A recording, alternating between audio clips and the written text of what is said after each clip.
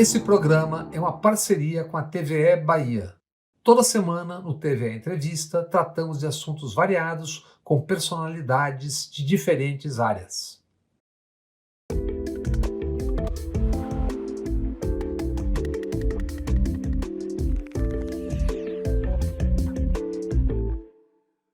Nesta semana, TVE Entrevista e o canal Bob Fernandes no YouTube conversam com Lívia Santana Vaz. Nascida em Salvador, Lívia é promotora de justiça no Ministério Público da Bahia. Ela é mestra em Direito pela Universidade Federal da Bahia e doutora em Ciências Jurídico-Políticas pela Universidade de Lisboa, Portugal. Lívia escreveu o livro Cotas Raciais e é coautora do livro A Justiça é uma Mulher Negra. Ela atua na Promotoria de Combate ao Racismo e à Intolerância Religiosa.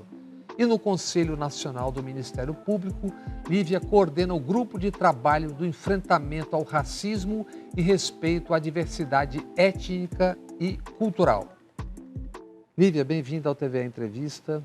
Eu começo te perguntando uma coisa. Você sofreu um sério risco de ser jornalista. Como essa decisão parece ter muito a ver com a sua caminhada, então vamos começar do começo. Onde você nasceu, qual é a sua formação e por que a história dessa decisão de ser ou não ser jornalista? Então, eu nasci em Salvador, né? Eu costumo falar, essa cidade, né, que parece uma capital africana fora da África. E realmente eu corri um sério risco de ser jornalista, de seguir a carreira de jornalista. E eu me lembro muito disso, porque quando a gente fala sobre a questão racial, de raça, de gênero, né, eu me recordo dessa decisão. Eu tinha 16 para 17 anos, meu pai, um homem negro da periferia, né, da Cidade Baixa, do Uruguai, e preocupado com a carreira que eu pretendia seguir, me perguntou, né, qual a carreira que você vai seguir? O que ele fazia? Meu pai era médico. Médico. Meu pai é o único da família dele que teve curso superior, né? São 7 filhos e criado por minha avó, criados todos por minha avó, uma mulher negra que trabalhou de tudo que você possa imaginar para conseguir criar esses filhos e filhas praticamente sozinha, né?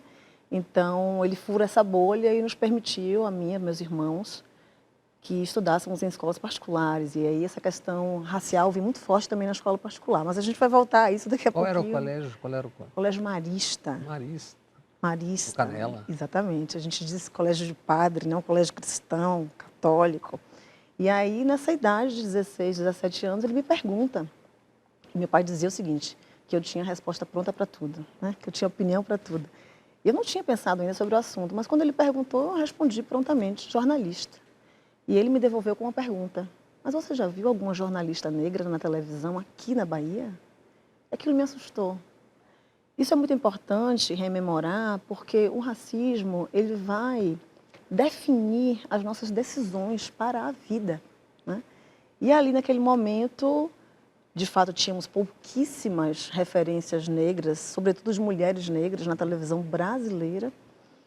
E ele me deu uma orientação, eu digo uma orientação mesmo de né, de seguir a carreira jurídica. Não que seja uma carreira mais confortável para mulheres negras, mas pelo menos a imagem não conta a priori, não é?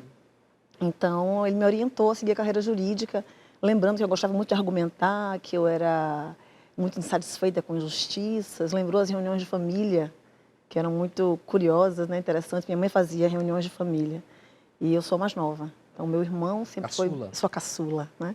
E meu irmão mais velho sempre foi muito calado, muito tímido. Então, a minha mãe vinha, argumentava, apontava, trazia item por item, né, das reclamações domésticas. Meu irmão ficava calado. A minha irmã, que é a do meio, muito emotiva, chorava. Quando chegava a minha vez, eu saía ponto por ponto, rebatendo os argumentos da minha mãe. E ela ficava furiosa, né? E meu pai dizia, não, agora deixa ela falar, porque é o momento dela, né? E a questão racial era também parte das conversas? Era, porque sendo uma família negra em espaços quase que completamente embranquecidos, essa era uma questão que surgia, né? Recentemente eu escrevi um texto falando sobre a minha infância numa escola particular. Porque aquilo que era normal, bonito, natural, que era a minha negritude, os meus cabelos, a cor da minha pele, nas minhas famílias de ambos os lados, causou estranheza quando eu cheguei nesse ambiente. Um enfrentamento. Um enfrentamento. E aí as pessoas perguntam, mas quando é que você se descobriu negra? Eu respondo, eu não me descobri, não deu tempo. Eu fui acusada. Né? Gritaram-me negra, como diz um poema cantado de Victoria Santa Cruz. E, de fato, uma pesquisadora, certa feita, me perguntou qual foi a experiência mais violenta de racismo que eu sofri. E eu não me lembrava disso, mas quando veio a pergunta, a resposta aflorou, que foi eu apanhei. Eu apanhei diversas vezes na escola, né? Por ser uma menina negra. Eu apanhei aos gritos de neguinha aguenta. E interessante que eu não levava essas questões para casa. Você tinha que idade? 5 anos de idade, 7, 8, só acompanho. As crianças negras são obrigadas a lidar com o racismo muito cedo. E aí nós não conseguimos nominar. Só quando a ficha cai, eu digo assim, a ficha cai e vem um monte de... É muito doloroso quando a ficha cai. Eu digo que tornar-se negra dói, mas é libertador. Dói porque nós vamos entender diversas experiências de marginalização, de exclusão, vários estereótipos, várias violências que nós não compreendíamos, não sabíamos nominar e que o nome é racismo. Você escreveu o livro Cotas Raciais e é coautora de A Justiça é uma Mulher Negra. É promotora do Ministério Público da Bahia desde 2004 e promotora do combate ao racismo e à intolerância religiosa. As ações afirmativas já têm mais ou menos 2 décadas nas universidades e as cotas raciais são de 2012. Em que pé estamos? O que avançou? O que empacou? O que deve e tem que melhorar? Veja, uma pergunta importantíssima, porque a política de cotas, ela tem quase 2 décadas. A lei de cotas para acesso ao ensino superior é de 2012. Completou 10 anos em 2022, porém não foi revogada. O que se exige com a lei é uma revisão da política pública. Toda política pública precisa ser revisada. Mas já tem gente babando para revogar. Tem gente babando para revogar. E eu digo que, inclusive, hoje, uma revogação das cotas raciais é inconstitucional. Nós não podemos esquecer que a Convenção Interamericana contra o Racismo, que prevê ações afirmativas como medida de reparação histórica para grupos étnico-raciais vulnerabilizados, hoje é texto constitucional. Essa convenção foi aprovada na modalidade do artigo 5º, parágrafo 3º da Constituição, que traz que tratados de direitos humanos eles vão ser aprovados daquela maneira ali e tem status de emenda constitucional. Então, uma revogação das cotas raciais hoje é inconstitucional uma medida como essa. Né? Mas mesmo os piores dos piores não tem ambiente político, mesmo no Congresso hoje para isso, creio eu. O que você acha? Sim, eu espero, eu também acho que não. Eu acredito que as cotas raciais, e a pergunta que você havia feito, elas constituem hoje a principal resposta do Estado brasileiro aos quase 4 séculos de escravização de pessoas negras. Talvez a primeira resposta realmente contundente para que nós possamos caminhar rumo à justiça social nesse Brasil, que é uma justiça racial também.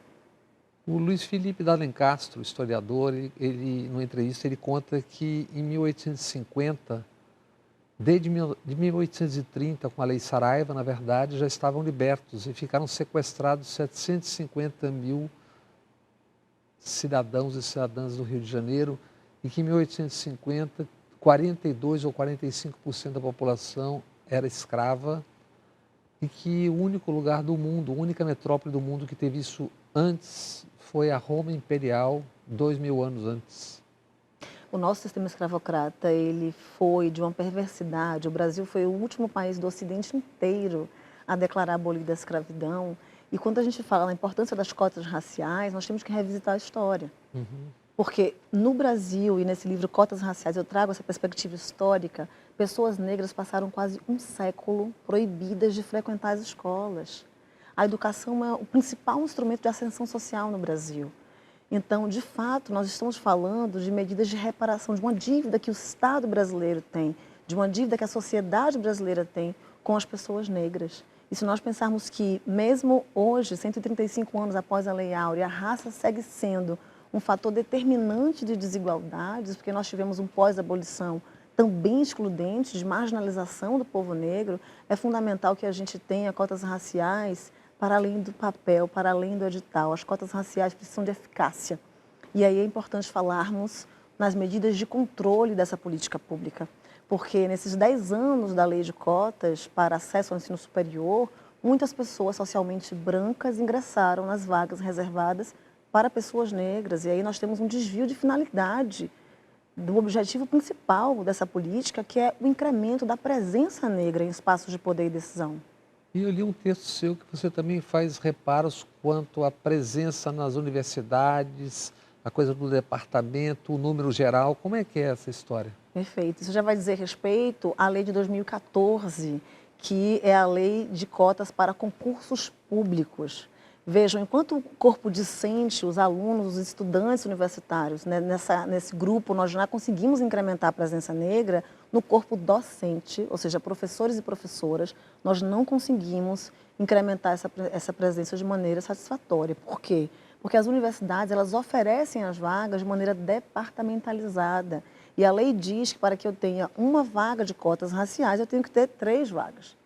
Então, é muito raro que eu tenha 3 vagas no Departamento de Direito Público para a disciplina de Direito Tributário, e aí abre uma vaga, depois abre mais uma, então não tem a vaga de Não cotas. é no todo, é em parte. Exatamente. Então, inclusive, temos decisão do Supremo Tribunal Federal que determina que esse percentual de reserva de vagas seja em relação ao total de vagas oferecidas. Tivemos, inclusive, esse problema na Bahia também com as universidades estaduais, que vinham sem concurso para professor há 10 anos, e quando as vagas foram abertas, tínhamos mais de 200 vagas, porém nenhuma reservada para pessoas negras, porque oferecidas de forma fragmentada. E como é que isso foi resolvido, se é que foi? Nós expedimos pela Promotoria de Combate ao Racismo, da qual eu sou titular atualmente, uma recomendação no sentido de que se respeitasse a lei de cotas, reservando esse percentual que na Bahia é de 30%, porque nós temos um estatuto estadual, em relação ao total de vagas oferecidas. E as universidades respeitaram essa recomendação. Com a aposentadoria do ministro Lewandowski no Supremo Tribunal, seu nome foi indicado por inúmeras entidades, grupos, coletivos, inclusive o MIPAD, se eu estiver falando errado, você me diga, que é uma organização ligada à ONU, e que já apontou como uma das 100 pessoas de descendência africana mais influentes no mundo. Qual o significado, obviamente, coletivo dessa indicação? A gente já imagina qual seja que você vai dizer. Agora, do ponto de vista pessoal, como é que você recebe uma indicação para eventual cargo de ministra do Supremo Tribunal Federal? Como um desafio, uma grande responsabilidade. Essa ideia, esse desafio não surgiu de um planejamento individual, pessoal meu. Aliás, eu nunca me imaginei nesse lugar, para falar a verdade. E digo, quando nós falávamos de racismo no início da conversa, é sobre isso. É muito difícil para nós, mulheres negras, conseguirmos nos enxergar onde nós não estamos representadas. Né? E o nosso sistema de justiça, não chegamos a 6% mulheres negras. Então, quando me surgiu essa demanda, né, que foi um impulsionamento, esse questionamento, na verdade, por que não o seu nome, eu refleti e achei importante assumir esse desafio, esse compromisso, essa responsabilidade, que é uma responsabilidade coletiva, de trazer diversidade para todos os espaços de poder e decisão no Brasil, porque quando nós falamos em democracia, é sobre todos os grupos poderem participar ativamente dos processos decisórios do nosso país. E nós não temos isso no sistema de justiça brasileiro. Como, queira ou não, você é um exemplo, que dificuldades você tem ou teve no trajeto até aqui, objetivas? Como é que foi? E como é que você percebia se era diferente ou não? É diferente, ainda hoje, né? Ainda hoje eu participo e ocupo mesas de congressos nas quais eu sou a única mulher negra, quando tem uma pessoa negra representada. Então, na verdade, nós estamos falando de mérito. O que é essa tal meritocracia, não é? Nós temos uma carga de cobranças muito maior para estarmos nesses mesmos espaços que pessoas estão há séculos, né? Inclusive herdando posições, herdando recursos. De pai para filho. De pai para filho. A área jurídica é uma área é um exemplo militar, disso, né? Também militar. Altos comandos militares. Também militar, perfeito. E as pessoas que estão ocupando esses espaços, que são espaços de homens brancos principalmente, acreditam piamente, ou pelo menos defendem, que merecem esse lugar. Então, eu acredito que é preciso uma reflexão crítica, contextualizada da raça, né, da classe, do gênero, da questão regional e da própria meritocracia. Porque o princípio meritocrático ele vai surgir para afastar os privilégios do Estado absolutista. Mas o modo como nós aplicamos o mérito hoje, porque afinal de contas quem cria o mérito, quem diz quem merece e quem não merece são as mesmas pessoas sempre, e o modo como nós aplicamos, na verdade, vai servir de pretexto para manter o status quo, para manter desigualdades que em grande medida são também desigualdades raciais. E aí as pessoas que estão no topo, esses grupos que acumulam privilégios históricos às custas da opressão de outros grupos vulnerabilizados, vão dizer que merecem o seu sucesso nesse lugar. E então o que sobra para as pessoas que seguem na base, elas merecem o fracasso? Temos que contextualizar isso. Você tem algum exemplo de como é difícil ou em que situação, por exemplo, você percebe que é mais fácil para um do que é mais fácil para o outro? Olha, nós não herdamos, né? Quando a gente fala em herdar, é herdar realmente até contatos, espaços. Network. Networking, pronto. O tempo que nós temos que investir para conseguir um encontro, uma agenda, tratar de algo objetivamente relativo às demandas dos movimentos sociais, movimentos negros, de mulheres, enfim, essas pessoas com um telefonema resolvem. Então, é preciso de fato entender essa contextualização. Tem um dado muito importante que eu costumo repetir, está no livro Cotas Raciais também, que é da Organização para a Cooperação do Desenvolvimento Econômico. Tem um estudo de 2018 que se chama Elevador Social Quebrado. Veja que nome interessante, né? Numa sociedade justa, efetivamente meritocrática justa, mobilidade social é normal. O Brasil não tem mobilidade social. Essa pesquisa vai dizer que no Brasil nós precisamos de 9 gerações para que uma pessoa que faz parte dos 10% mais pobres da população atinja a renda média. Não é para ficar rico, rica, é para atingir a renda média. 9 gerações nós estávamos em pleno regime escravocrata. Então, as famílias negras tiram de onde esse impulso para ascender socialmente, né? Então, de fato, é visível ao olho nu, mas os dados mais recentes, estudos mais recentes, vão comprovar isso que eu estou dizendo. Por exemplo, no sistema de justiça, dia 3 de julho, que é celebrado como o Dia Nacional de Combate à Discriminação Racial, o Conselho Nacional do Ministério Público lançou o seu perfil étnico-racial. O Conselho Nacional do Ministério Público, que hoje é composto apenas por homens, todos brancos. Apenas homens? Apenas homens. E brancos? Brancos, todos. Então, lançamos esse estudo em parceria com o IPEA, que vai concluir que pessoas negras no Ministério Público brasileiro, e aí dos estados, mas também o Ministério Público do Trabalho, federal, são apenas 15,8%. Homens negros, desses 15,8%, são 10,4%, e mulheres negras são 5,4%. Nós, mulheres negras, somos o maior segmento social do Brasil. Somos 28% da população brasileira e não estamos representadas nesses espaços de poder e decisão. Isso impacta diretamente na forma como nós construímos justiça, porque as vivências, perspectivas, experiências de raça, classe, gênero e regionais não estão sendo vistas para que as decisões sejam tomadas. Então, eu digo que nós temos ainda no Brasil hoje um sistema de justiça que precisa ser democratizado. A própria justiça precisa ser democratizada. O título do livro que você faz em coautoria é? A Justiça é uma Mulher Negra. É uma provocação, porque a concepção de justiça que nós temos, e eu estou falando também em termos imagéticos, é de uma mulher branca, né, de olhos vendados, que representa a Têmis, da mitologia grega. Eu fico me perguntando sempre o que a Têmis tem a ver com a nossa história brasileira. Bem, Jesus é louro de olhos azuis. Exatamente, são essas representações históricas que nós precisamos recontar. Então, por que não representar a justiça com a nossa própria mitologia?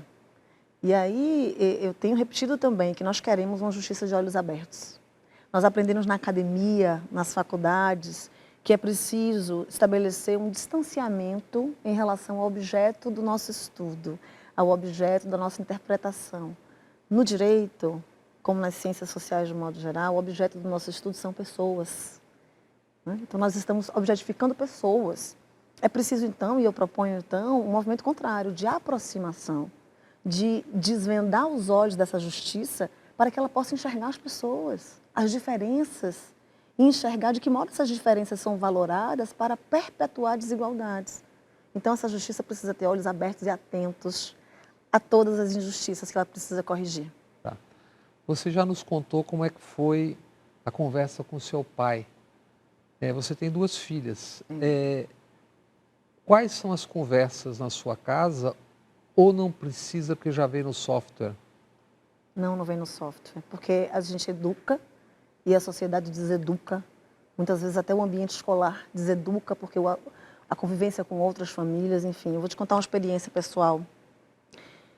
A minha filha, de 11 anos hoje, quando ela tinha uns 3 anos, nós tivemos uma conversa, e eu tenho uma conversa muito direta com elas, muito aberta, porque as crianças não nascem discriminando ninguém, odiando ninguém, é a sociedade que vai colocando as pessoas em caixinhas, né? E nessa conversa eu disse a ela que eu era uma mulher negra. Não me lembro bem o contexto, mas eu disse que sou negra. E minha filha chorou copiosamente. Ela chorava, e eu que trabalho com essas questões, eu não sabia o que fazer. Mas não foi aqui que ela aprendeu essa... Não Que idade entendia, tinha 3 anos. Eu disse, filha, por que você está chorando? E ela respondeu, mamãe, eu não quero que você fique negra, por favor. E no meio da conversa ela disse, é que as pessoas negras não são especiais. Eu tenho convicção que ela não escutou isso, literalmente, mas ela viu. Nós estamos falando de Salvador, na Bahia, a cidade que tem 84% de pessoas negras. E nós vamos a um restaurante, as pessoas negras estão invariavelmente servindo.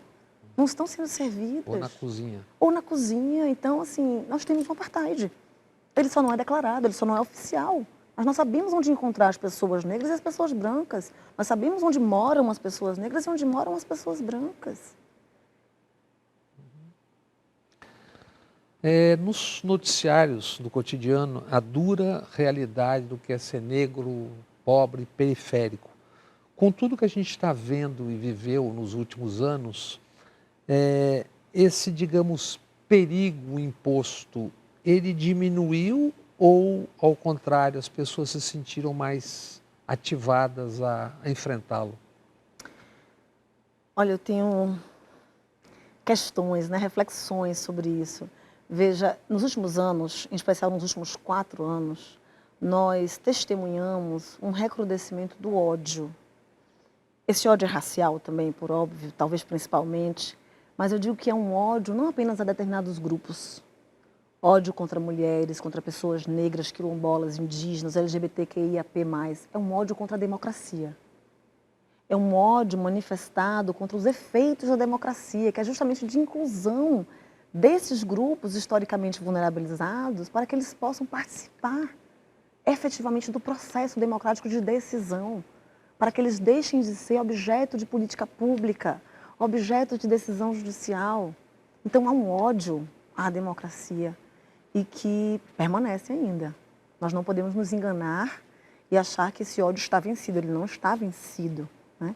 E com esse ódio vem também esse perigo, porque na verdade o Estado brasileiro ele construiu essa sociedade estruturalmente racista. Nós temos uma violência de Estado contra pessoas negras, uma necropolítica antinegra no Brasil, histórica, e que se perpetuou até os dias de hoje, né? Quando nós falamos, já mencionei isso, no fator raça como um elemento central de desigualdades, é importante trazer aqui que a raça é um fator determinante das nossas vidas, do nascimento até a morte no Brasil.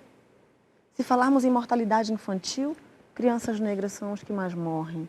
Mortalidade materna, violência obstétrica, violência sexual, violência doméstica e familiar, feminicídios, mulheres negras, fora os filhos que elas têm que enterrar todos os dias pela violência do Estado. Se falarmos em violência policial letal, encarceramento em massa, erros no reconhecimento de pessoas no processo penal que gera condenações, jovens negros e, por fim, se nós falarmos em expectativa de vida, em todos os estados no Brasil, pessoas negras vivem menos que pessoas brancas.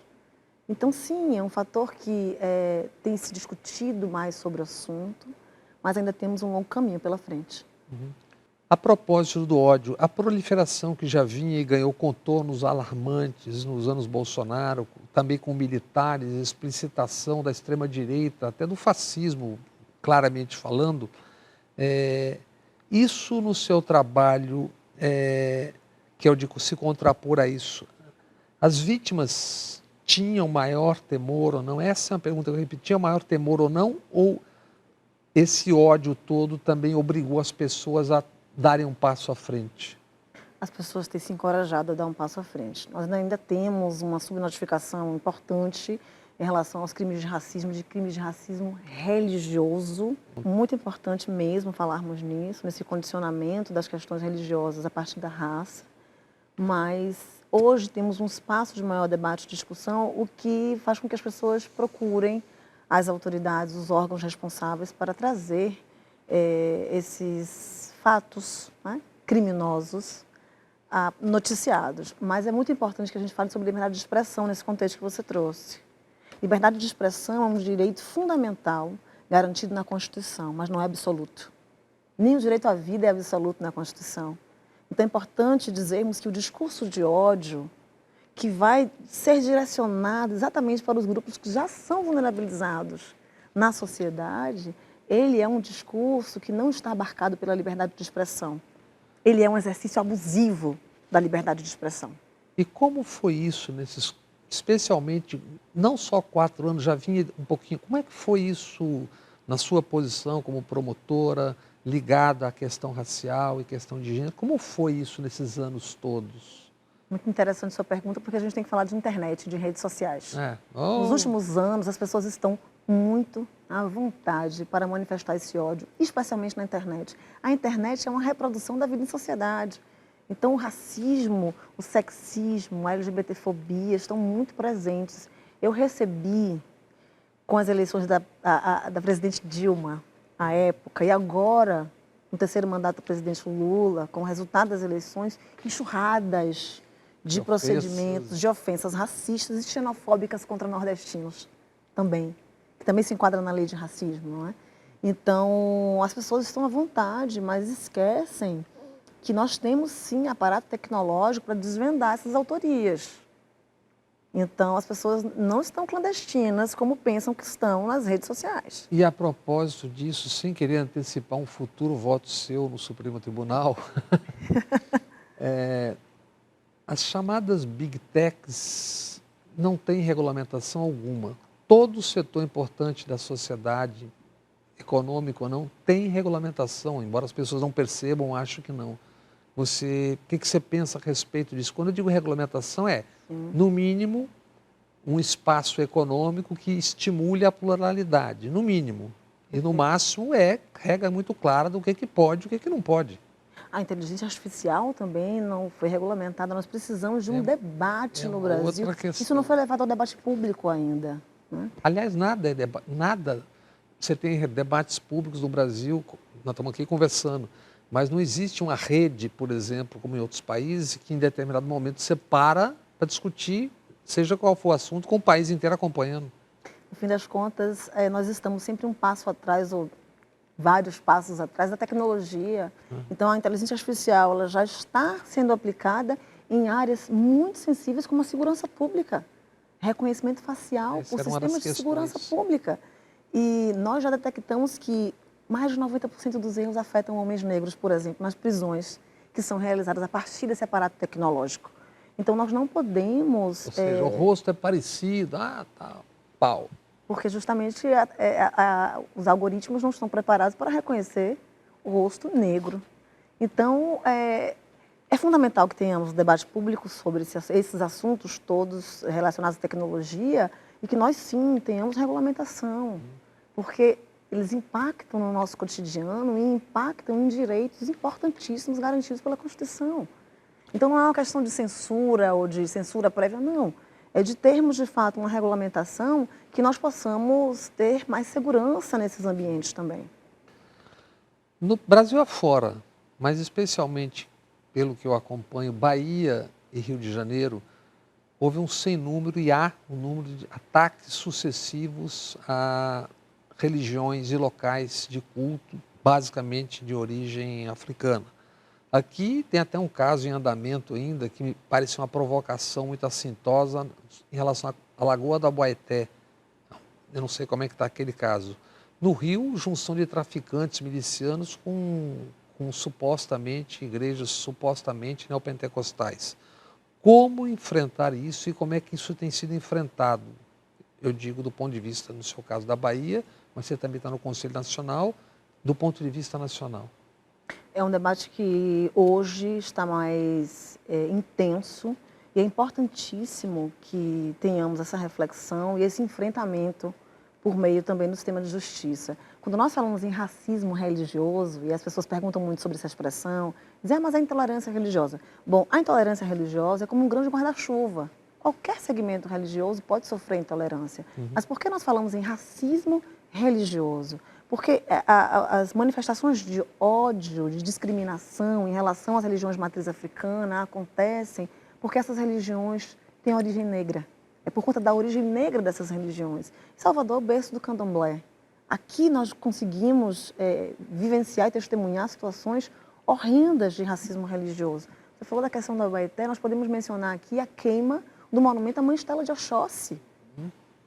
Queima. E quando eu falo em queimar, isso é cotidiano. Esse método de queimar é como se fosse uma caça às bruxas repaginada. E às vezes eu reparo que no dique do Tororó estão apagadas as luzes, não estão iluminados os orixás ali na água. Eu não sei se é descuido, é acaso, o que é aquilo?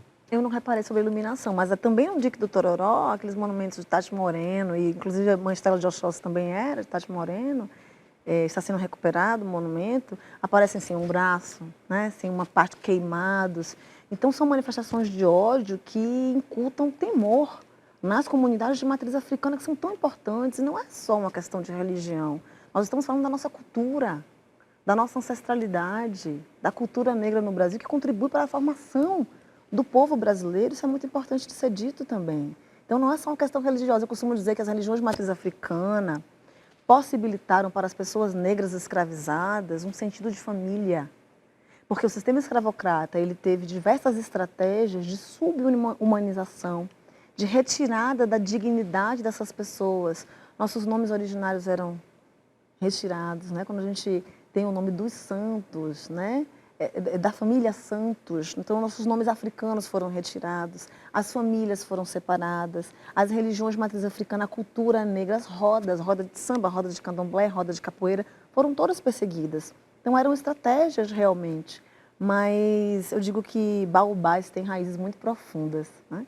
Por mais que tenham tentado arrancar essas raízes, elas são muito profundas. E as religiões de matriz africana vão recuperar esse sentido de família. Não é à toa que se diz mãe de santo, pai de santo, filho, filha de santo. É de fato as pessoas que vieram de diversas etnias diferentes da África, que muitas vezes não falavam nem o mesmo idioma, conseguem se reunir, conseguem essa convergência a partir das religiões e práticas de matriz africana. Isso é muito importante. Diante de agressões ou o que seja, o que deve fazer uma pessoa, um terreiro? Qual é a atitude que ela deve, onde, de que jeito, de que forma? As delegacias de polícia precisam, a gente tem uma grande dificuldade, essas pessoas reclamam que não conseguem acessar esses espaços para registrar ocorrências, que são registradas muitas vezes como briga de vizinhos, né? Não se dá de fato o valor, a importância que deveria ser dada a esses casos. Então, há uma subnotificação, há uma tipificação diferente, como mera injúria, né? É preciso que tenhamos uma espécie de controle social, eu digo muito isso. Então, as delegacias de polícia são uma porta importante para registrar essas ocorrências, o Ministério Público também. Na Bahia, nós criamos um aplicativo que se chama Mapa do Racismo e da Intolerância Religiosa. E como está sendo? É muito importante. Qual é a realidade? As pessoas utilizam, porque qualquer pessoa com smartphone, sem precisar se deslocar, ela consegue denunciar, inclusive de maneira anônima, esses fatos, né? E isso vai inibir essa subnotificação, porque a partir do momento em que a pessoa registra no aplicativo, já gera um procedimento automaticamente no Ministério Público. Sim, porque gera um procedimento automaticamente. Ainda que o promotor de justiça ou promotora de justiça venha a achar desimportante aquele caso, o procedimento já está formalizado. Nós temos uma tendência, muitas vezes, de desistir de provocar as instituições pelo descrédito, que ao longo do tempo elas foram, enfim, trazendo, né, como resultado de, muitas vezes, omissão. Mas é importante que tenhamos, sim, como estratégia de promoção de direitos e de igualdade, a formalização de demandas, né? Porque quando a gente formaliza, a gente tem como buscar respostas, seja numa ouvidoria, seja numa corregedoria. Então, palavras vão ao vento, é importante registrar. Tem tido consequências isso? Vamos lá. Isso que é o que... É difícil, é muito difícil. Eu, em Salvador, atuo nessa promotoria de justiça de combate ao racismo e intolerância religiosa há 8 anos. Das mais de 110 denúncias que eu ofereci, até a última pesquisa que fizemos, menos de 10 tinham chegado ao final. E mesmo quando há condenação, o que acontece é que não há uma preocupação com a reparação à vítima. Toda pessoa que sofre racismo sofre um dano moral. Não há racismo sem dano moral. Então isso precisa ser reparado, não só na esfera criminal, mas na esfera civil também, na esfera institucional. É preciso responsabilizar as instituições públicas e privadas pelo racismo reproduzido nesses espaços. E pode parecer um desalento dizer que não chegamos ao fim, que não há condenações, mas o controle social e a pressão social, e inclusive dentro das instituições, eu digo que é a estratégia do constrangimento. Constrangimento. Constrangimento. Acho que é o Preto Zezé que tem uma frase, eu não me lembro exatamente qual que é engraçada em relação a isso. Eu digo isso no livro A Justiça à Mulher Negra, que a estratégia do constrangimento, ela é, digamos assim, uma das primeiras para essas demandas de direitos humanos, que, como o ministro Silvio Almeida disse, é preciso dizer o óbvio. Quando falamos em racismo, em sexismo, é preciso dizer o óbvio. Então, constranger as instituições a assumirem o seu dever constitucional. Porque nós ficamos muito na seara dos direitos humanos por conta das poucas pessoas que são chamadas de militantes, né? De ativistas, mas são pessoas que defendem a Constituição, a democracia. E nós não podemos ficar por conta de indivíduos, porque não é uma obrigação só de Lívia, é uma obrigação do Ministério Público, do sistema de justiça, do Estado brasileiro. Então, ter essa estratégia de conseguir constranger a instituição a assumir o seu compromisso, sua missão constitucional. Quando você está atuando, vem aquele clima leve, vem ela. Sim. Lá vem ela. Mas eu acho que é isso. Não... Pessoas negras, mulheres negras sobretudo, nós somos tão poucas. Eu disse aqui que somos 5,4% no Ministério Público Brasileiro. Uhum. Na magistratura, nós não chegamos a 6% também. Nem a 6%. Nem a 6%. Então, se eu estiver com as vivências de mulher negra que eu tenho, das famílias que eu vim, nesse lugar, reproduzindo o que já é feito pela branquitude, para que eu estou nesse espaço? Então, lá vem ela mesmo, que venha e que seja assim. Porque não sou eu que estou dizendo sobre o sistema de justiça, não sou apenas eu que estou dizendo. A Comissão Interamericana de Direitos Humanos, ela, em 2006, num relatório célebre do caso Simone Diniz, vai afirmar que o sistema de justiça brasileiro é institucionalmente racista. Porque, embora a legislação antirracista tenha evoluído, o Poder Judiciário, que é formado principalmente por homens brancos, não aplica a legislação, porque não entende que seja racismo. Ainda essa seara, por que isenções fiscais, por exemplo, para a Igreja Católica, neopentecostais, etc., etc., não incluem cultos de matriz africana? Que, aliás, tem um outro problema que eu noto aqui em Salvador, por exemplo, que é os espaços necessários, que são, mesmo que pequenas matas, têm desaparecidos para a prática tal.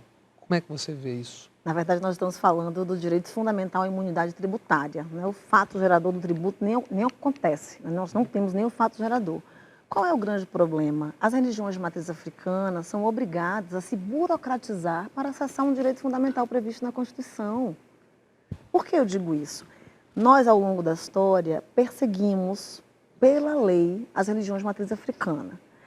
O nosso Código Criminal de 1830, ele proibia, ele tinha lá o crime, caso religiões que não fossem a religião oficial, que era católica, apostólica, romana, acontecessem fora do ambiente doméstico, em formato de templos. Por isso que as religiões de matriz africana vão se desenvolver no ambiente doméstico, ao redor das famílias, das comunidades, né? Tradicionalmente, por meio da oralidade, que é uma tecnologia africana de transmissão de conhecimento, de saberes. Então, elas não se burocratizaram ao longo do tempo. As comunidades vivem no terreiro e no entorno do terreiro. Então, exigir CNPJ para que uma comunidade religiosa possa acessar um direito fundamental, é você trazer obstáculos para o acesso a esse direito. E é o que acontece com as religiões de matriz africana. Muitas delas sequer têm escritura pública, se desenvolveram de fato as matas sagradas que você menciona, né? Hoje a gente quase não vê, há um sufocamento dos territórios de resistência sagrados dos terreiros no Brasil. Não, não é tão difícil provar antropologicamente ou não o que é um terreiro, se existe há tempos, ou se bem que não se prova nada. Qualquer denominação neopentecostal abre uma porta e está valendo. É isso? Entende? E aí é muito importante também a gente lembrar que uma decisão de 2017 da Justiça Federal do Rio de Janeiro, sem citar nomes porque não importa, mas na qual o juiz vai dizer que Umbanda e Candomblé não eram religiões, porque não tinham um Deus único, não tinham um livro próprio e não tinham hierarquia. Essa da hierarquia ele errou feio, porque hierarquia nas religiões matriz africanas tem muito, né? Eles desconhecem. Então eu digo Começa que tem pai e mãe. Exatamente. Tem toda uma hierarquia, né? Que as pessoas não conhecem e criam estereótipos e preconceitos muito duros e violentos. Quando nós falamos na demonização das religiões matriz africanas, chega a ser uma incoerência. Não há demônio nas religiões matriz africanas. Não há Lúcifer, diabo, não é uma entidade, é uma entidade cristã. Lúcifer, o diabo, o demônio, como, enfim, costumam ser denominado, se atribuindo essa figura às religiões de matriz africana, não é uma entidade de matriz africana. Desconhecimento básico até do que dizem ser o demônio, não sabem o que é, falam sem saber o que significa o citado Exu. Exatamente. E aí, Bob, importante, você perguntou onde eu estudei, de onde eu vim, qual foi a minha criação. Eu fui criada, né, fui educada numa escola cristã. Né? Eu fui batizada, eu fiz a primeira Eucaristia, né? Eu fui crismada. Então, pacote completo. Pacote completo. Não se pode dizer que eu não sei do que se trata o cristianismo e o que Cristo pregava. Cristo pregava primordialmente o amor. O amor. E não é o que nós vemos em muitos segmentos religiosos que pregam ódio. Há um evidente crescimento de relatos de casos de racismo e de crimes contra as mulheres. As pessoas estão mais conscientes disso, isso tem também, tem tido um enfrentamento maior, não tem? Como é que está isso? O caso do feminicídio, por exemplo. Tem. As pessoas estão conseguindo acessar melhor as informações. Né? O papel dos meios de comunicação é fundamental, das redes sociais também é fundamental. Mas é muito importante que nós tenhamos, principalmente nos casos de violências contra as mulheres, uma rede de proteção. E essa rede de proteção não diz respeito apenas aos órgãos públicos. Uma rede de proteção se forma no ambiente doméstico, no ambiente da vizinhança, se forma no ambiente de trabalho. As pessoas precisam se comprometer. Lembra daquele ditado em briga de marido e mulher não se mete a colher? Se mete a colher, sim. Não, mas isso é próprio de tudo que você está falando. Tem outro ditado que é o seguinte: o bom cabrito não berra. Tu já viu algum cabrito não berrar, ainda mais quando está na hora de morrer? Exatamente. Nós temos que berrar, mas não é berrar só por aquilo, né, em razão daquilo que nos aflige individualmente. Nós precisamos nos comprometer com todas as formas de violência e opressão. E aí eu tenho dito o seguinte: as pessoas têm uma visão, nós temos, né, falar em sociedade, uma visão muito limitada e individualista do que é o sucesso. Do que é o sucesso. O que é o sucesso? Se eu lhe perguntar, você é uma pessoa de sucesso? E a resposta é: eu sou uma pessoa de sucesso, eu tenho uma carreira. Hoje é basicamente o Deus dinheiro. Exatamente, você falou tudo. O Deus dinheiro. Eu criei minha família, eu tenho uma casa própria. É só isso. As pessoas vieram fazer isso apenas no mundo. Eu fico me perguntando o que as pessoas fizeram para melhorar o mundo ao seu redor, para cuidar das pessoas para além do seu núcleo familiar. E muita gente pergunta: mas como ser antirracista? Olha para o seu redor, age. É preciso transformar a indignação em ação. Vamos agir. Eu tenho mencionado muito o exemplo das mulheres trabalhadoras em condição análoga à escravidão, trabalhadoras domésticas. Não são casos isolados, Bob. Não, teve um escândalo quando saiu a PEC das domésticas, parecia que o mundo ia acabar. Pronto, você falou algo assim importantíssimo, porque as empregadas domésticas foram a última categoria a ter os seus direitos trabalhistas reconhecidos. Isso não tem a ver apenas com a questão da profissão, que se entende como indigna, não é? esse preconceito. Tem a ver com a questão de raça e de gênero, tem a ver com a nossa história. Mulheres negras passaram de mucamas, amas de leite, né, reprodutoras, aos quartinhos dos fundos como empregadas domésticas. As pessoas não param para pensar quanto tempo uma empregada doméstica fica em pé por dia. Eu estava tentando pensar aqui, me diga se você lembrar de algum tipo de trabalho doméstico que se faz sentada. Você lava a roupa em pé, passa a roupa em pé, só lava costurar, prato. hoje em dia ninguém mais costura. Eu lembrei, sabe do quê? De catar feijão. Mas hoje em dia não se cata mais feijão, porque o feijão já vem limpo. Nem se costura. Exato. Então, tudo se faz em pé. Ninguém pensa nisso, né?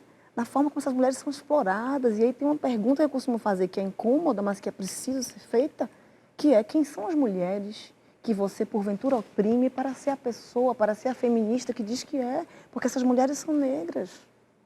Elas estão nas suas casas, tomando conta de seus filhos e filhas, do seu lar, né? Das suas tarefas domésticas, sem que sejam tratadas efetivamente com dignidade. Numa era de conexão digital global, muitas vezes global, o caso de George Floyd parece que mexeu com o Brasil. Assim como o caso do Vinícius Júnior mexeu com o mundo e não só no futebol. Foi não sei se é o rumo dos ventos, a hora, o destino, às vezes essas coisas sacodem tudo, né? A lei brasileira tem tido avanços, algumas entidades ensaiam punições e fizeram campanhas. Onde e como acelerar a transformação? De todos os jeitos. Eu costumo dizer que nós temos caminhos, né, e não um caminho único. A lei é importante, o sistema de justiça é importante, mas nem tudo se resolve na justiça. Nós precisamos que as pessoas assumam o compromisso antirracista em diversos âmbitos e dimensões de sua vida.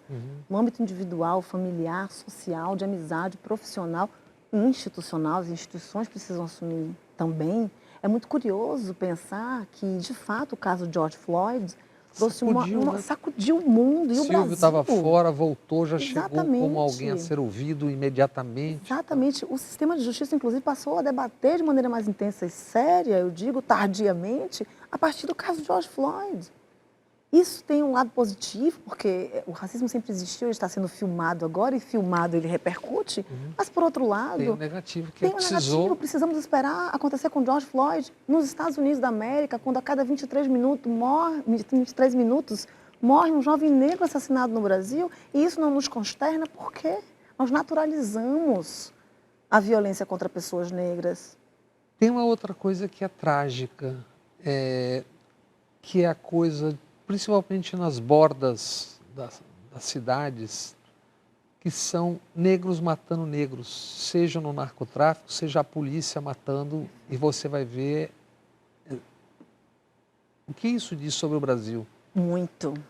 Eu digo que a branquitude no Brasil, e aqui é muito importante pontuar, a branquitude, uma concepção trazida por Maria Aparecida Bento, é uma posição social de privilégio, não se trata de escolha. É uma posição social e ela fala num pacto narcísico dessa branquitude, que é um pacto de silêncio entre iguais para manter, historicamente, esses privilégios. E eu digo que a branquitude no Brasil não precisa nem sujar as mãos, porque ela consegue estruturar... O capitão do mato... De uma maneira, exatamente, capataz. Que são pessoas negras se matando. São pessoas negras se matando, muitas vezes sob a ordem dos grupos hegemônicos brancos, né? Então, é preciso que nós busquemos consciência racial, letramento racial e antirracista. Não basta enxergar o mundo, a realidade, a sociedade com as lentes do racismo para entender onde é que estão ali os gargalos, os obstáculos, mas é preciso atitude antirracista, para além do discurso. Você falou uma coisa agora que me tocou, que é o seguinte: todo e qualquer rompimento, como diz a expressão, implica em alterar, muitas vezes bruscamente, o que está posto. No caso do Brasil e do racismo há séculos. Desconsiderar os enfrentamentos que às vezes saem da casinha por temor ao debate, isso tem acontecido, eventualmente eu tenho assistido isso em algumas organizações até legais que eu vejo, né? como enfrentar isso sem a instrumentalização, meramente a instrumentalização do tema tão importante? Que acontece, você sabe que acontece, né? E é isso que eu tenho dito, que na verdade as pessoas estão, parece que virou moda ser antirracista. O discurso antirracista E sem há a quem se prática. aproprie disso Sim, de uma sim. forma de, na verdade, num jogo de poder, né? Um jogo de poder e econômico também. É isso. Então, nós temos que aprender com os movimentos sociais. Eu acho muito importante escutar as pessoas, como um sistema de justiça, como um Estado pode servir a pessoas que não conhecem. E aí, dentro do sistema de justiça, nós temos uma visão, eu sou juiz, sou juíza, promotor de justiça, promotora de justiça. Nós somos servidores públicos, servidoras públicas. E para servir a alguém, é preciso conhecer esse alguém. Porque esse alguém não está do nosso lado, construindo conosco. Então, minimamente é preciso escutar, enquanto essas pessoas não ocupam também esse espaço. Então, a presença de uma pessoa negra, e aqui falando da questão racial, mas eu posso falar de várias outras formas de opressão. A presença de uma pessoa negra, sobretudo de uma mulher negra, por ser tão rara num espaço como esse, num espaço de decisão como esse, é uma presença por si só pedagógica. Mas não basta. É como eu lhe disse antes, ser uma mulher negra nesse lugar reproduzindo o que já é feito, mas quando essa presença ela é uma presença contra-hegemônica, propositiva, né, de trazer luzes para o tema, de falar mesmo, sim, sobre racismo, sexismo, ainda que incomode, porque vai incomodar, vai tirar as pessoas da zona de conforto, essa presença pode ser, inclusive, revolucionária. E aí é preciso que essa pessoa, que essas poucas pessoas que estão conseguindo ocupar esses espaços, que deveria ser comum, deveria ser normal, né? Eu digo que ser uma mulher negra no sistema de justiça é ser uma exceção que confirma a regra, que é a regra de exclusão. E muitas pessoas dizem, mas você conseguiu pelo mérito. Como é que você defende as cotas raciais se você conseguiu pelo mérito? Não é para ser tão raro, não é para ser esse sacrifício. Eu desconheço famílias negras abastadas há gerações. Nós não herdamos posições, recursos, né?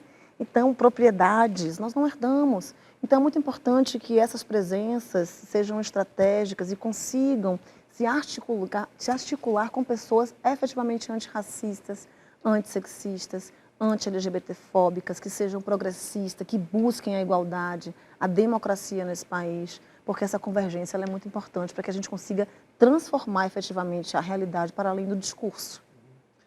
Você tem apoiado iniciativas de educação antirracista e decolonial.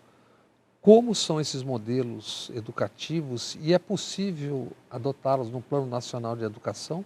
Sim, com certeza. Nós temos estudiosas, vou falar aqui no feminino, importantíssimas. Vou falar uma referência de uma geração mais antiga, a professora Ana Célia da Silva, aqui de Salvador. Professora? Ana Célia da Silva. E a professora Bárbara Carini, que tem um livro, inclusive, recente, falando sobre educação antirracista. A professora Ana Célia vai denunciar, nos livros didáticos infantis, a forma como a pessoa negra é representada. E aí ela vai dizer que mães negras não existem nos livros didáticos infantis de língua portuguesa que ela estudou. Por isso a reação da minha filha, mamãe, por favor, não fique negra. Porque ela não vê essa representação no livro didático. Né? Curiosidade, que idade ela tem hoje? 11. E uma outra cabeça. Eu digo que hoje ela canta linda e preta para mim, porque foi um processo, é um trabalho. Nós temos que educar nossos filhos e filhas para uma educação antirracista e antissexista dentro de casa, no cotidiano, no diálogo cotidiano. E aí a professora Nacélia vai dizer isso, a ausência de mães negras. Crianças negras representadas como sujas, feias, ignorantes e animalizadas. Qual é o serviço que um livro didático como esse tem a fazer? Ele vai criar fragmentações, violências muito duras contra as subjetividades das crianças negras, mas também contra as subjetividades das crianças brancas. É preciso que as crianças brancas também tenham uma educação antirracista para entenderem que não são o centro do mundo, para entenderem que a diversidade enriquece a todos e a todas. Uma sociedade diversa, ela é rica. Ela é rica em todos os aspectos. o que você chama de simulacro de cota social?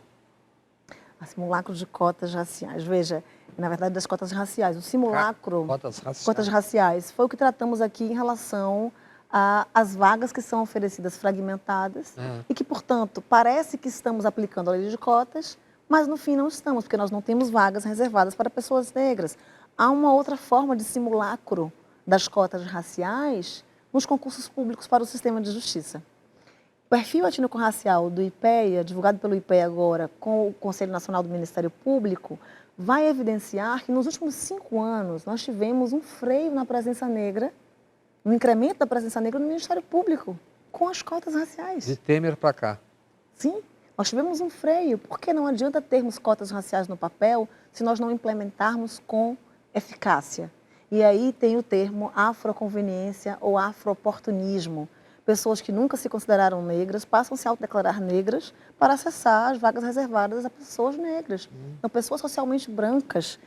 E surge uma outra discussão no meio desse debate, que é quem é negro no Brasil? Afinal de contas, nós temos uma sociedade miscigenada. Ora, no Brasil nós temos, segundo Horaci Nogueira, um racismo de marca. Horaci Nogueira. Um racismo, um preconceito racial de marca. Por que de marca? Ninguém me pergunta se eu tenho algum ascendente branco antes de me discriminar racialmente. Eu já sou discriminada. É comum ainda, mesmo depois de 20 anos como promotora de justiça, eu ter que responder a pergunta, mas cadê a promotora de justiça? Não, mas eu não vim aqui para ser atendida por você. Eu queria falar com a promotora de justiça. Eu digo, mas então é comigo. Eila. Né? É comigo que você vai falar. Eu sou a promotora de justiça, mesmo em Salvador, mesmo na Bahia. Mesmo? Entende? Mesmo aqui, eu tenho quase 20 anos como promotora de justiça. Então é tão natural, essa ausência é tão natural, que quando a presença se coloca, há um estranhamento. Né? Há um estranhamento. Então, há um simulacro a partir do momento em que nós não fiscalizamos a eficácia da política pública. Nesses últimos 5 anos houve um freio na presença negra, mesmo com as cotas raciais. E aí nós temos que pensar na meritocracia de novo e dizer sobre quem cria o mérito. Quais são os critérios? Por que será, Bob, que nós selecionamos sempre o mesmo perfil de pessoas para ocuparem o sistema de justiça? É o mesmo perfil. Isso tem a ver com os critérios que utilizamos para a escolha.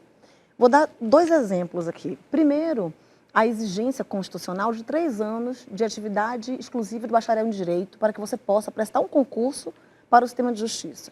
Quase todos os concursos do sistema de justiça exigem a emenda constitucional 45 de 2004. Me lembro porque foi o ano que eu entrei no Ministério Público. Né? 3 anos. Quem é que tem condições de parar a vida para fazer essa atividade exclusiva de bacharel em Direito por 3 anos? As pessoas negras não têm essa possibilidade. Eu sou a primeira pessoa da área jurídica na minha família inteira. Eu não tive um escritório de um tio, de uma tia, de ninguém para assinar petições. Nós sabemos que muitas pessoas comprovam essa atividade sem realmente atuar na prática. E aí eu fui me perguntando por que essa experiência supostamente exclusiva de bacharel em Direito é mais importante do que uma experiência em movimentos sociais. Por que os concursos do sistema de justiça, e esse é o segundo exemplo, não consideram como títulos experiência em movimento social, tempo de serviço em ONGs? Afinal de contas, quem queremos solucionar, quem queremos selecionar para solucionar a questão da antidemocracia, né? Desse processo antidemocrático que está nas instituições? É preciso abrir as portas para a diversidade, e isso tem a ver com os critérios que nós utilizamos. Ainda que outro tema, lembremos da gritaria que foi a questão dos mais médicos. Ninguém quer ir, mas não pode ir ninguém. Exatamente, exatamente. Isso criou, inclusive, talvez na classe médica, em boa parte da classe médica, né, uma adesão ao governo anterior por conta do programa de Mais Médicos também. Nós percebemos essa mobilização, essa movimentação contrária ao programa. Mas, de fato, a gente tem um país continental, com cidades, distritos longínquos, Ninguém e quer que, ir. pelo salário também, então a gente tem que olhar as condições todas, né, para a pessoa se deslocar e residir nesse local com suas famílias, muitas vezes. Então, eu acho fundamental que a gente repense, né, esses critérios para termos aí realmente democracia nos espaços de poder. No escopo da sua atuação também está a questão indígena, até porque também vítima de sucessivos genocídios há 523 anos, né? Na Bahia seguem confrontos no extremo sul, na Serra do Padeiro, dos Tupinambás, do Cacique Babau, quando já bastaria, incrível, né? O nome das cidades para saber quem são os originários. Eu leio aqui só alguns: Buerarema, Una, Ubaíra, Itapebi, Itamaraju, Itanhem, Itabuna, Cajatiba. Olha, Ainda tem que discutir, mas quem era, quem não era, né? Como está essa questão na Bahia enquanto o Supremo Tribunal não vota agora, voltando agora em agosto, a questão do marco temporal? Você tem acompanhado? Nós temos muitos conflitos, nós temos muitas violações de direitos. Eu digo que o Estado brasileiro, ele tem várias possibilidades, nós podemos trazer várias propostas de restituição de dignidade ao povo indígena e ao povo negro. Várias formas de restituição. Restituição da liberdade, e aí a gente tem que falar em encarceramento em massa, em medidas de desencarceramento, em como as prisões são máquinas de moer gente, nós sabemos quem são as pessoas que são moídas. Terceira população do mundo, é uma escrava, vergonha. 40% sem culpa formada, sem julgamento. Vários erros por reconhecimento fotográfico, nós temos vivenciado também. Então, investimento em presídios ao invés de investimento em direitos sociais, né? Então, restituição da liberdade. E aí, para tratarmos da questão indígena, restituição da propriedade. A partir de que tipo de medida? Reforma agrária séria nesse país e titulação de comunidades quilombolas e indígenas. A primeira lei de terras do Brasil, de 1850, ela estabeleceu como critério para a aquisição da propriedade a compra.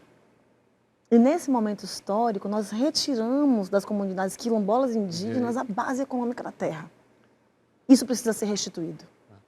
Infelizmente, estamos chegando no final, mas eu quero fazer uma última pergunta. Emissoras de TV e rádio, que são concessões de radiodifusão do Estado, tantas manhãs, final de manhã e fim de tarde, vendem violência como se estivessem combatendo a violência.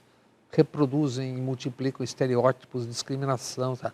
Por que os Estados e a União assistem isso passivamente há décadas, num país que tem 40, 50, 60 mil mortes por ano e mais de 1,5 milhão de homicídios e assassinatos nos últimos 35 anos?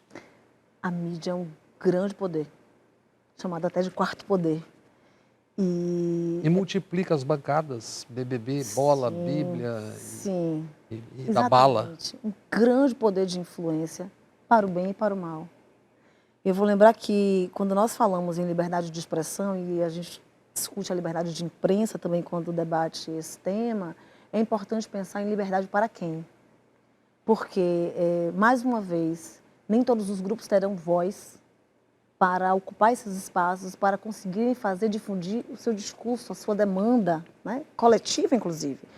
Tem um teórico estadunidense chamado Owen Fiss, que ele vai dizer que a concentração do poder dos meios de comunicação em determinados grupos hegemônicos, nós sabemos quais são esses grupos hegemônicos, vai gerar um efeito silenciador de outros grupos. Inclusive pela impossibilidade de trazer resposta, de trazer o debate, o livre debate, a pluralidade de ideias e de perspectivas. Então nós temos uma visão hegemônica e unilateral pelos meios de comunicação. Então é muito importante também a diversidade nesse espaço, mas não é qualquer diversidade. A gente tem mencionado muito diversidade e inclusão. Não adianta incluir sem trazer a diversidade para todos os espaços.